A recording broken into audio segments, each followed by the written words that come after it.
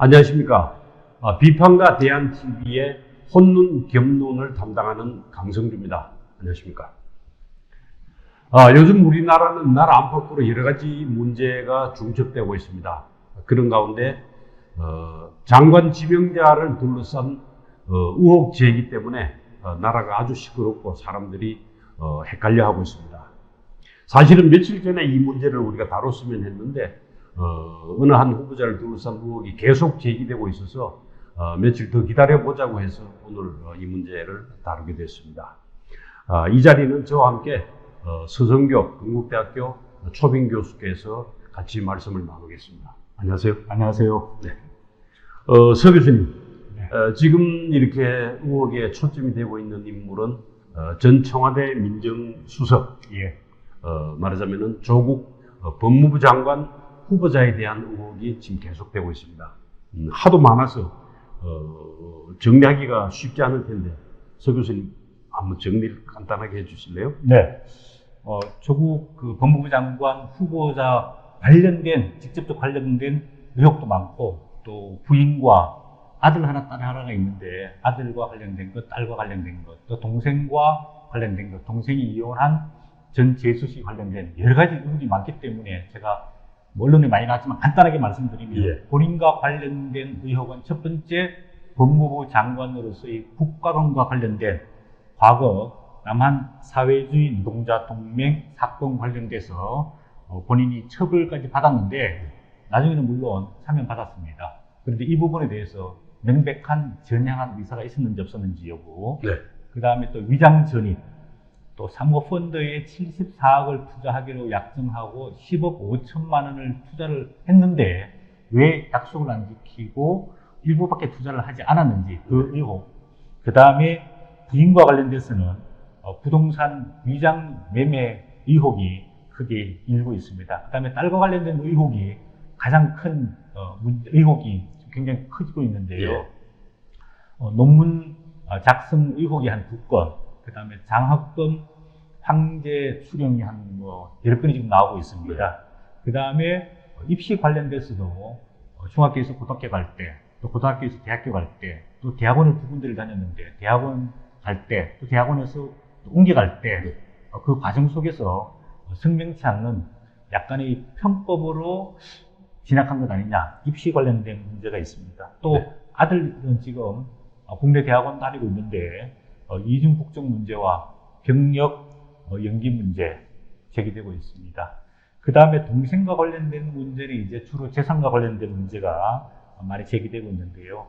동생은 2009년에 이혼을 했는데 이게 위장 이혼 아닌가, 네. 이런 의혹이 제기되고 있고, 그 다음에 이 위장 이혼하게 된 배경에 그 기술 보정으로 받던 그 채무 약 한 42억 정도로 알려지고 있는데 채무를 회피하기 위해서 이혼한 것 아니냐, 이런 이야기가 있고요. 그 다음에 현재는 조국 후보자 모친이 이사장으로 있는 웅동 학원이 있는데 그 학원 공사비 대금 결제와 관련된 여러 가지 편법 의혹들이 제기되고 있습니다. 여러 가지 의혹이 제기되고 있고 매일 새로운 의혹이 제기되고 있어서 제가 어디 패러디 한 거 보니까 양파 조국이다 이렇게 네. 나와 있을 정도입니다. 최근에 그 문재인 대통령이 8.15 경축사에서 이런 이야기를 했습니다. 네. 아무도 흔들 수 없는 나라를 만들겠다 이렇게 다짐을 했는데 조국 후보자가 이 대한민국 전체를 흔들고 있어서 정말 문재인 대통령이 아주 곤혹스러운 상황에 빠져 있지 않을까 이런 생각입니다. 네. 네. 그럼 복잡하고 많긴 한데 뭐부터 시작을 해볼까요? 예, 아무래도 이게 가장 불공정한 문제, 이제 자녀의 장학금 수령 문제, 또 논문 수령 문제, 또 입시 문제가 가장 크게 불거지고 있는데, 조국 수석은 지금 신고한 재산도 공식적으로 56억이니까 실제로 따지면은 훨씬 더 늘어날 수 있잖아요. 그렇죠. 네. 그럼에도 불구하고 대학원 다닐 때 서울대에서 2번 장학금을 받았고, 네. 또 부산의학전문대학원 다니면서 낙제를 2번 했음에도 불구하고 6번의 장학금을 받았다. 네. 이 부분에 대해서 우리 대표님께서는 어떤 생각이 드시죠? 저는 당연히 이해가 하기 어렵습니다. 이해가 어렵고 특히 지금 언론을 보면은 많은 젊은 사람들이 20대 혹은 그 따님이 28살이잖아요. 예, 만으로 그렇습니다. 그 연령을 전후한 많은 젊은 사람들이 이해할 수 없다. 이거는 말이 안 된다라고 하는데 저도 거기에 동감합니다. 특히 그 입시 과정에서 고등학교는 말하자면 유학생 전형으로 해서 이렇게 들어가고 대학은 또 수시 전형으로 들어가고 예. 아까 말씀하신 것처럼 의학전문대학원은 또 면접 전형으로 이렇게 들어가고 그래서 제대로 된 평가나 시험이 없이 이렇게 들어가는 데 대해서 젊은 사람들이 굉장한 소외감 혹은 박탈감 등등을 느끼지 않을까 저는 그렇게 우려가 됩니다. 네. 문재인 정부가 쉽게 말해서 박근혜 전 대통령 탄핵 이후에 출범한 정부로 네. 탄핵 촛불 정부다 또는 정의와 공정을 바로 세우는 나라다운 나라를 바로 세우겠다라고 했는데 그 법과 원칙대로 해야 할 법무부 장관의 이런 불공정하고 정말 서민의 자녀들이 받아야 할 장학금 또 공정하게 입시를 치러서 이게 예를 들자면 가진 사람이든 가지지 않은 사람이든 권력이 있는 사람이든 권력이 없는 사람이든 모두가 공정한 입시를 치러서 학교에 진학을 해야 되는데 그러지 못하고 특별한 저희가 전혀 알 수 없는 이상한 방법을 통해서 고등학교도 가고 네. 또 대학교도 가고 또 대학원을 다니다가 그만두고 또 대학원을 또 가고 네. 한 번도 제대로 된 입시를 치르지 않고서 진학을 했다는 게 아무래도 젊은 20대, 30대 뿐만 아니라 저도 네. 지금 입시생을 갖고 자녀가 예, 가진 사람으로서 굉장히 분노와 이렇게 화가 나게 되는데 저도 조국 같은 아버지가 돼서 저렇게 딸들을 고생 안 시키고 편하게 고등학교, 대학교, 대학원까지 좋은 학교를 보낼 수 없게 된 이 아빠로서의 자괴감 이런 게 굉장히 크게 들고 있습니다. 네, 그 중에서도 제일 처음으로 제기되고 또 많은 사람들이 놀라고 있는 문제가 고등학교 2학년 때 말하자면 2주일 동안의 인턴을 거치면서 논문의 제1저자로 이름을 올리고 그것이 입시에 이렇게 활용됐다는 거. 그다음에 고등학교 3학년 때도 또 그런 인턴 과정을 거치면서 또 다른 논문에 이름을 올리고 그것이 말하자면은 그 뒤에 진학 과정에서 자료로 이렇게 활용이 되고 했다는 데 대해서 사람들은 상당히 분노하고 또 좌절감을 느끼는 거죠. 예, 일부 언론 보도를 보면 이제 단국대 의대에서 2주 인턴을 하면서 의학 논문을 작성하고 제1저자가 됐다는 거거든요. 네네. 물론 이제 책임 주 저자가 있고 그 밑에 1저자가 있는데 고등학생이 이렇게 2주 동안 인턴을 하면서 논문의 제1저자가 된다. 상당히 이례적이고요. 그 다음에 이 단국대 의대 교수 밑에서 인턴을 했는데 네. 이 의대 교수가 아마 조국 딸과 같은 학교에 다니는 같은 학부모인가 봅니다. 네. 그러니까 예를 들자면 얘가 아니라 조국 후보자의 부인이 아마 나서서 이렇게 단국대 의대에서 인턴을 하도록 주선을 하고 네. 학부모들끼리 네. 그 과정 속에서 논문을 작성하고 그 논문 작성된 걸 가지고 대학교 입시 때 제출해서 특혜를 받았다. 이런 문제가 하나가 있고요. 두 번째로는 이제 공주대에서 약 3주가량 인턴하면서 논문의 제3저자가 돼 있는데 이 담당 교수가 조국 부인의 대학 동기이자 동아리 친구고 이 딸을 데리고 와서 직접 소개했다. 네. 이런 얘기가 있거든요. 네네. 그것도 그런 보도가 이 있었죠. 조국 후보자도 서울대 법대 교수, 그 다음에 부인도 서울대 인문학과를 나오고 유학을 갔다 와서 동양대 교수를 하고 있는데 이 입시의 공정성과 원칙을 지켜야 할 교수가 또 어쨌든 간에 교수는 우리나라 사회의 지식인이고 엘리트고 지성들이잖아요. 그렇죠. 이런 분들이 편법을 통해 가지고 자녀를 이렇게 불공정한 인턴과 논문을 작성해서 또 편법으로 대학교 진학한 이거에 대해서 국민들이 분노하고 있는 거 아닙니까? 네. 그리고 아까 말씀하신 대로 그런 과정을 거쳐서 진학 과정은 앞으로 적절한 조사나 아니면은 진상 규명이 이루어지겠죠. 그 과정에서도 젊은이들이 분노하고 있는 게 그렇게 낙제를 하고 그러니까 외고라는 게 말하자면 일종의 인문계 고등학교로 간주가 되죠. 예. 과학고등학교 아니니까. 그런데도 자연계통의 대학을 가서 그다음에 의학전문대학원, 그전에 물론 환경대학원을 서울대에서 1년 과정을 거쳤지만은 의학전문대학원에 가서 도저히 학업이 힘들었던 모양이죠. 2차례나 4과목에 걸쳐서 낙제를 하는 거 보면은. 그럼에도 불구하고 그 기간 동안에 장학금이 다 지급됐다는 거. 그리고 집에는 지금 재산 신고에서도 드러났듯이 30억 이상의 현찰이 예금으로 있는 상태에서 그런저런 모든 주변의 정황들이 젊은 사람들을 분노케 하고 있는 게 지금 현실입니다. 네.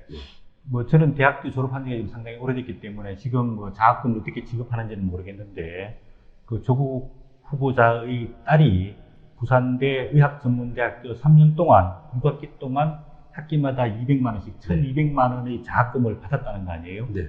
그리고 그게 학교에서 지급하는 거지만 설립한 별도의 장학회에서 지불을 했는데 네. 그 장학금을 설립한 그 지도교수가 교수, 네.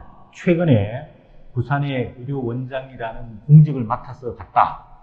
이것도 뭔가 석연치 않은 뭔가 내막이 있지 않을까 이런 생각이 들고요. 네. 서울대 환경대학원 이제 한 학기 다니고 반 학기를 다니다가 그만두고 부산대 의학전문대학원으로 옮겨가게 됐는데 이 환경대학원 다닐 때도 장학금을 401만 원씩이나 2번을 받았습니다. 네.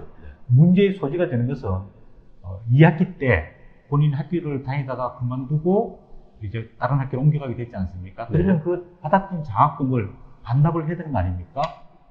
이런 부분에 대해서도 아직은 의혹이지만은 좀 명쾌하게 좀 정리가 됐으면 좋겠다는 생각입니다. 네. 이거 저 따님의 그에 관해서 제기된 의혹을 굉장히 오래 얘기했습니다. 예. 그 아들 되는 23살 된 지금 학교를 다니고 있는 그 아들은 이중 국적자로서 또 다른 논란이 될 가능성이 있잖아요. 예. 우리가 조국 본인 스스로도 그렇게 얘기했지만 이제 강남 좌파라고 이야기하고 있습니다. 네. 굉장히 이중적이고 위선적입니다. 강남에 살면서 좋은 아파트에서, 비싼 아파트에서 또 좋은 환경에 살면서 자녀 교육을 일류로 시키면서 그러면서도 평등과 분배와 그 약자에 대한 배려와 이런 거를 가치를 하면서 뭔가 본인은 깨끗하고 떳떳하다고 이야기를 하고 있는데 뒤에서는 자기 아들과 딸들은 부정과 특혜를 받으면서 이렇게 키우는 게 과연 우리나라 법 질서를 집행해야 되는 법무부 장관으로서 적합하냐 이런 문제에 대해서 의문을 제기할 수밖에 없는 거 아닙니까? 맞습니다. 그래서 일부 식자들은 그 조국 후보자를 일컬어서 진보 귀족이다. 그런 표현까지 지금 등장하고 있는데 또 다른 아까 말씀하신 의혹이 있지 않습니까? 간단하게라도 짚어볼까요? 예. 그 사모펀드 관련은 충분히 얘기할 만한 그런 문제가 될 것 같은데 예. 어떻습니까? 조국 그 후보자가 사모펀드에 74억을 투자하기로 약정을 하고 10억 5천만 원을 투자했습니다. 본인과 배우자 이름으로 그 5천만 원을 투자하고 딸 이름, 그 다음에 아들 이름으로 5천만 원씩, 즉 정려 네. 한도액을 딱 맞춰서 네. 투자를 했습니다. 조국 수석 그 신고된 재산이 56억밖에 안 되는데 어떻게 74억을 약정을 했을까? 네.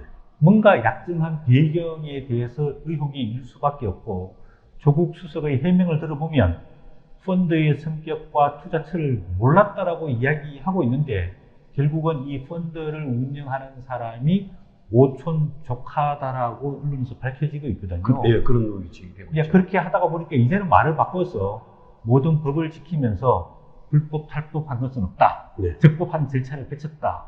이렇게 이야기하고 있는데 왜 74억을 약정했고 10억 5천만 원을 투자를 했다고 보십니까? 저로서는 이해가 잘 가지 않는 대목입니다. 예. 저는 그래서 처음에는 56억이라고 이렇게 장부가액은 나와 있지만은 실제로는 그보다 훨씬 더 많은 재산이 있는 거 아닙니까? 예. 일반적으로 우리가 공직자 재산 등록에서 할 때는 가령 20억짜리 아파트도 공시가격으로 보면은 10억이 되는 거고, 예. 조국 후보자가 보유하고 있는 두 채의 아파트 혹은 상가, 그다음에 예금 이런 걸 합치면은 사실은 그보다 액수가 훨씬 높아지는 거 아닌가? 저는 그렇게 선의로 생각을 했는데 혹시 다른 의견이 있습니까? 예.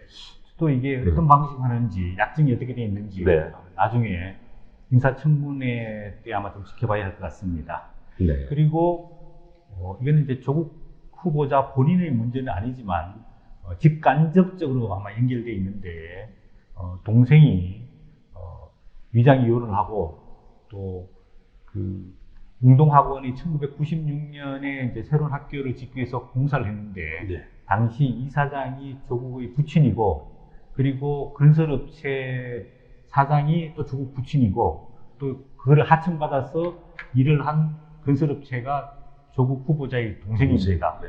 근데 나중에 학교에서 공사한 대금을 지급을 하지 않았어요. 네. 그리고 이 건설사 쪽에는 부도가 났습니다. 근데 부도가 났는데 지금 기술보증보험에서 약 한 42억 원의 대출을 받은 거를 갚지 않고 부도를 냈기 때문에 결국은 국민의 세금으로 그 돈을 갚게 됐거든요. 네. 그리고 학교 공사하면서 받아야 할 돈을 나중에 조국 후보자 동생이 설립한 건설업체가 채권을 확보하게 됐습니다. 네. 그래서 지금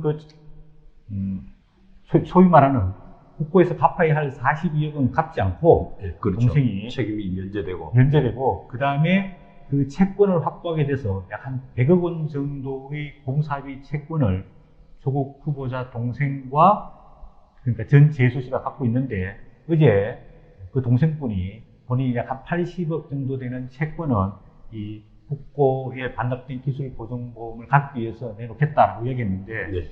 이것도 잘 모르겠습니다만 이 건설업체가 어떻게 돈을 주고 받고 안 받고 하면서 채권을 이렇게 물려줘 가지고 이 정도 지경까지 왔는지 혹시 정확하게 좀 간단하게 정리를 좀 해주시겠어요?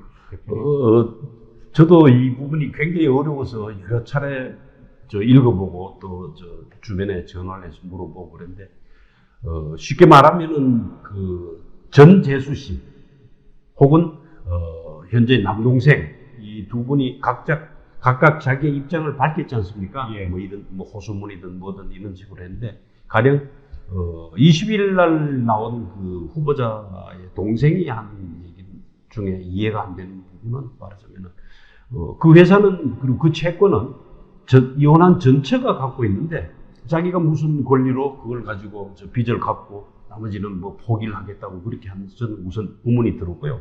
조금 전에 말씀하신 42억 원에 대한 채권은 자기가 면탈 책임을 지지 않으면서 그 빚은 갚지 않으면서 어떻게 학원 측에 대해서 51억 내지 50억 원에 관한 받을 돈 그거는 챙기고 있는지 그거는 법적인 과정이 여러 차례 얽혀 있어서 간단하게 설명하기는 어렵습니다만은 쉽게 말하면은 2013년에 공동학원 이사장이었고 그 건설회사를 소유했던 부친이 돌아가시면서 남긴 유산은 21원이죠. 예. 전두환 대통령은 29만 원밖에 없다고 했는데 그분이 남기신 유산은 21원이니까 그 유산의 범위 안에서만 빚을 갚겠다.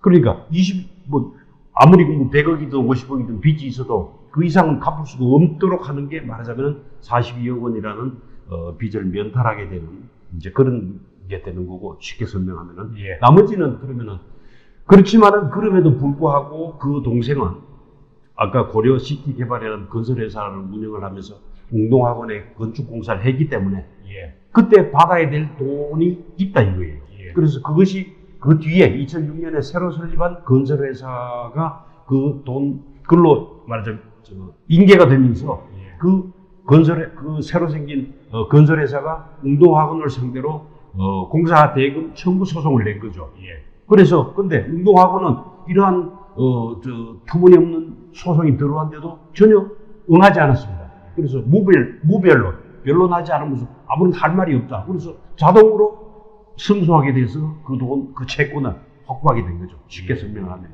네. 예, 아마도 제가 짐작한데는 네. 돌아가신 그 조국의 선친이 네. 이 학교 재산이 지금 현재 가치로 한 100억이 넘는 걸로 알고 있는데 이게 이제 나중 되면 이제 중학교가 학생도 모집 안 되고 이거를 학교 재산을 처분하기 힘드니까 이거를 그러니까 조국 후보자 동생에게 편법으로 정리하기 하기 위해서 공사대금 채권을 확보해 주도록 하면서 나중에 학교가 예를 들어서 학생을 모집하기 못하고 운영이 안 될 경우에 이 채권 확보를 통해서 학교의 재산을 결과적으로 동생이 가져가게 되는 것 아닙니까?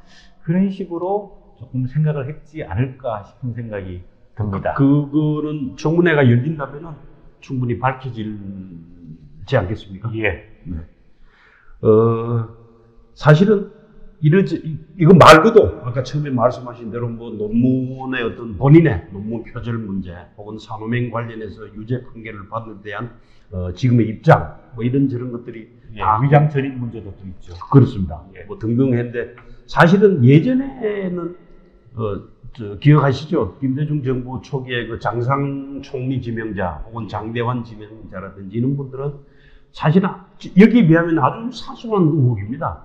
위장 전입이라든지 뭐 이런 아주 가벼운 그런 건데도 사퇴를 하고 지명을 철회한 그런 경우가 있었는데 지금은 상당히 격세지감이라고 할까요? 그런 걸 느끼는 입장 생각입니다. 저는.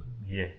이게 평범한 직장인이나 생활인들이 전혀 이해도 못하는 여러 가지 방식들을 어려운 네. 동원해가지고 자녀를 편법으로 진학시키고 또 재산 상속을 세금 한 푼 내지 않고 그리고 비전 털어버리고 예. 그 돈을 받을 채권은 예. 받을 권리는 또 유지하고 유지하는 이런 약간 비상식적인 편법과 탈법을 이제 활용하는 이런 거에 대해서 상당히 국민들의 이제 분노가 치솟고 있는데 네. 우리 대표님 보시기에는 이런 여러 가지 의혹에 대해서 옛날에 조국 수석이 돌을 맞으면서도 앞으로 나가겠다. 또 일본과의 문제가 터질 때는 죽창 들고 나와서 싸우자. 이런 결의를 보이다가 요즘 표정을 보면은 상당히 곤혹스러운 표정이거든요. 그렇겠죠. 본인이 자진 사퇴할까요? 아니면은 지명을 처리할까요? 대통령이 네. 지명을 처리하기는 굉장히 어렵지 않을까 싶은 생각이 듭니다. 왜냐하면은 조국 전 민정수석은 어쨌든 간에 적폐청산이라는 이 정부가 내세운 구호에 가장 앞장서 왔고 네. 또 이게 검찰개혁과 경찰개혁의 선봉적인 역할을 하고 있기 때문에 소위 말하는 문재인 대통령과 거의 파트너급이기 때문에 지명 처리하기는 굉장히 어려울 것으로 보여지고 만약에 조국 후보자가 양심의 가책을 느껴서 이젠 물러갈 때가 됐다라고 생각해서 자진 사퇴를 하는 게 도리지 않을까 이런 생각이 드는데 대표님께서는 그런 가능성이 얼마나 있다고 보시는가요?